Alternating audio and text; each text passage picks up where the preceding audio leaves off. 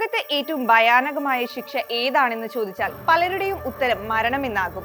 എന്നാൽ മനുഷ്യരാശിയുടെ ചരിത്രത്തിൽ മനുഷ്യർ നേരിട്ട ഏറ്റവും ക്രൂരമായ ശിക്ഷ മരണമായിരുന്നില്ല. ജീവിച്ചിരിക്കുമ്പോൾ തന്നെ ചെറുപ്രാണികളും പുഴുക്കളും സ്വന്തം ശരീരത്തെ ഭക്ഷിക്കുന്നതിനെ കുറിച്ച് ഒന്ന് ഓർത്തു നോക്കൂ. 15ഓളം ദിവസം നരകയാതന അനുഭവിച്ച ശേഷം മരണത്തിന് കീഴടങ്ങുന്നു. ഇതാണ് സ്കാഫിസം. പുരാതന പേർഷ്യയിൽ നിലനിന്ന ഒരു വധശിക്ഷാ രീതിയാണ് സ്കാഫിസം. രാജാവിനെതിരെ പ്രവർത്തിക്കുന്നവർ അല്ലെങ്കിൽ രാജാവിന് അപ്രിയമായവരെ ശിക്ഷിക്കുന്ന രീതിയായിരുന്നു സ്കാഫിസം. ഇരയെ പൂർണ്ണ നഗ്നനാക്കി ഒരു വഞ്ചിയിൽ കിടത്തുന്നു. ശേഷം ഇരയുടെ തലയും 2 കൈയും കാലും മാത്രം പുറത്താകുന്ന രീതിയിൽ മറ്റൊരു ചെറുവഞ്ചിയോ തടിക്കഷ്ണമോ കൊണ്ട് മൂടുന്നു.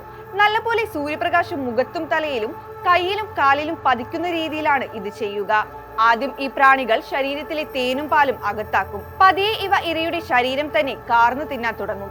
ഏറ്റവും ഭീകരമായത് എന്തെന്നാൽ ഇതെല്ലാം നടക്കുന്നതിനിടയിൽ ഇരയ്ക്ക് പൂർണ്ണബോധത്തോടെ ദിവസങ്ങളോളം ജീവിച്ചിരിക്കേണ്ടി വരുമെന്നതാണ്.